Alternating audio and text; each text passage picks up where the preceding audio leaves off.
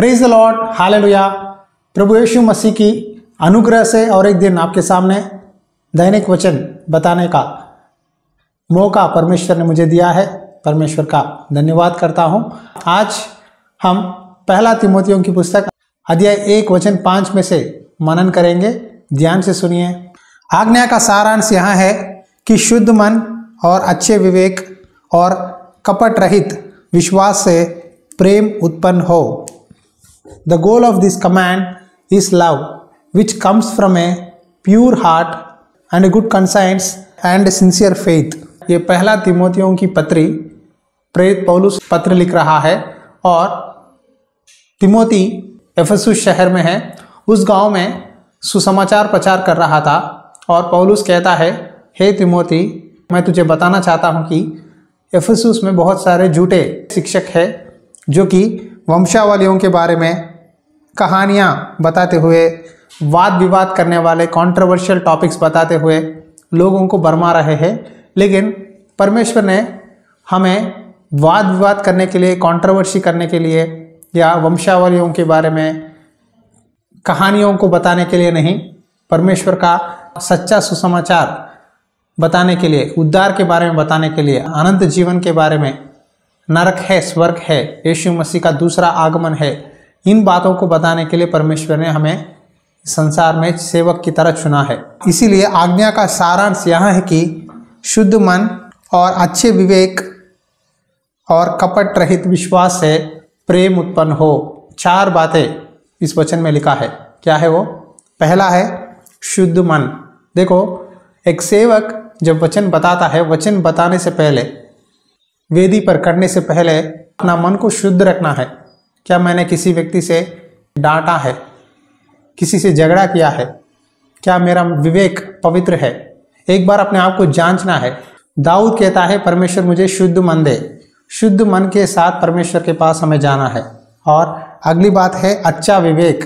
देखो, अगर आपका विवेक अच्छा नहीं है तो आप जितने भी काम करोगे, लोगों को मदद करोगे, सुसमाचार प्रचार करोगे, तो कोई लाभ नहीं है। आज बहुत सारे सेवक, ये पास्टर ऐसा है, वो पास्टर ऐसा है, खुले तौर पर सोशल मीडिया में पास्टरों का नाम उठाकर गालियां देते हैं, डांटते हैं, वो चोर है, वो अच्छा नहीं है, इस तरह इनडायरेक्टली गालियां देते हैं।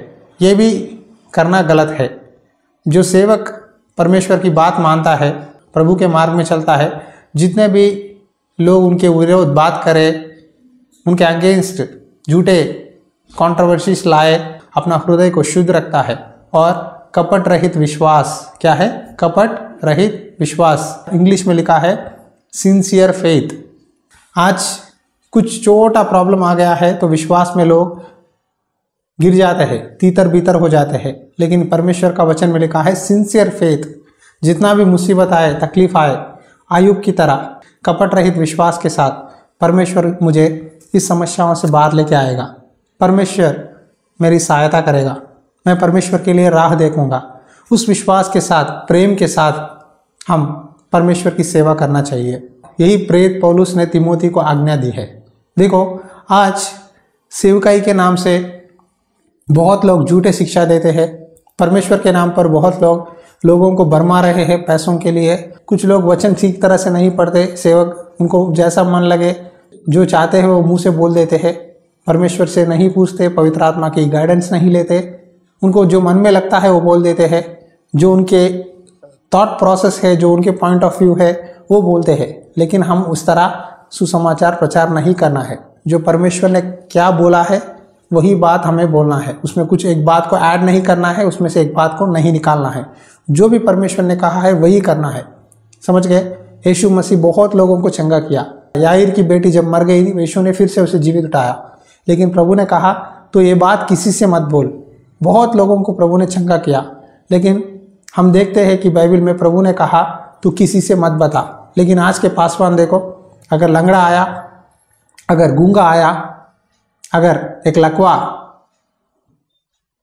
आया है मंदिर को, उसे चंगाई मिली, तो कैमरा रखो, उसके ऊपर कैमरा डालो, कैमरा डालो, उसे कड़ाओ, भागो इधर इधर, हाथ उठाओ, चलो, देखो प्रभु ने इसको चंगा किया, माइक दो, उससे बात करवाओ। इस तरह गवाही के नाम से कितना हंगामा मचाते हैं कि परमेश्वर का नाम तो लेते हैं लेकिन महिमा परमेश्वर को नहीं जाती। देखो, अगर एक व्यक्ति को परमेश्वर चंगा करता है, वो गवाही देना है, अच्छा है, लेकिन उठो, कड़ो, भागो, उधर इधर चलो, कैमरा उसके ऊपर डालो, ये सब बोलने की जरूरत नहीं है। अगर एक व्यक्ति को चंगाई मिली सच में, तो वो गवाही देगा, परमेश्वर की स्तुति करेगा। एक बड़ी चीज की तरह बताने की जरूरत नहीं है, क्योंकि चंगा करने वाला परमेश्वर है। अगर व्यक्ति को चंगाई मिली तो भला है, हालेलुया। लेकिन बाद में चंगाई मिलने के बाद क्या उसे अच्छा विवेक है, शुद्ध मन है, कपट रहित विश्वास है, क्या उसमें प्रेम है, ये जरूरी है। आज चर्च को लोग, जैसा एक बीमारी व्यक्ति हॉस्पिटल जाकर इलाज करवाता है फिर वापस आता है चंगा होकर, उसी तरह बहुत से लोग आज चर्च को जाते हैं, चंगाई मिलता है, फिर वापस आता है, फिर अपने काम में, अपने पाप में गिर जाते हैं। लेकिन परमेश्वर ने कहा, चंगाई पाने के बाद तुम अपना विवेक को, अपना हृदय को और अपना विश्वास को शुद्ध और पवित्र बनाए रखो, प्रेम के साथ जीवन बिताओ, मेरे चेले बनो, मेरे मार्ग में चलो। पासवान अच्छी तरह से समझाते नहीं, विश्वासियों को अच्छी शिक्षा नहीं देते, विश्वासी भी ज़रूरतों के लिए, चंगाई के लिए या फाइनेंस के लिए चर्च आते हैं। तो यही चल रहा है आज। इसीलिए पौलुस ने कहा, तुम इन जैसे लोगों से दूर रहे। शुद्ध मन, अच्छा विवेक, कपट रहित विश्वास के साथ प्रेम उत्पन्न हो। ये 4 चीज़ें अगर आप में है, प्रभु के दूसरे आगमन तक इस संसार में जब जितने दिन आप जिएंगे उतने दिन एक अच्छे गवाही की तरह रह पाएंगे। यही प्रभु हमसे चाहते हैं। आंखें बंद करिए, प्रार्थना करेंगे। अनुग्रहकारी दयालु परमेश्वर, आज आपने आज्ञा का सारांश को बताया है कि अच्छा विवेक, शुद्ध मन, कपट रहित विश्वास से उत्पन्न होने वाली प्रेम, ये 4 बातें हमने आज मनन किया है। जितने भी लोग तेरे पास पूछते हैं, प्रभु हमें चंगा कर, प्रभु हमें आर्थिक समस्याओं से छुड़ा, प्रभु हमको नौकरी दे, हमारे पढ़ाई में अच्छी तरह आशीष दे, उन लोगों को प्रभु सिर्फ यही आशीर्वाद नहीं, उनके साथ साथ प्रभु शुद्ध मन, विवेक, विश्वास और प्रेम दे, ताकि तेरे लिए सच्चे मसीही की तरह जीने पाए।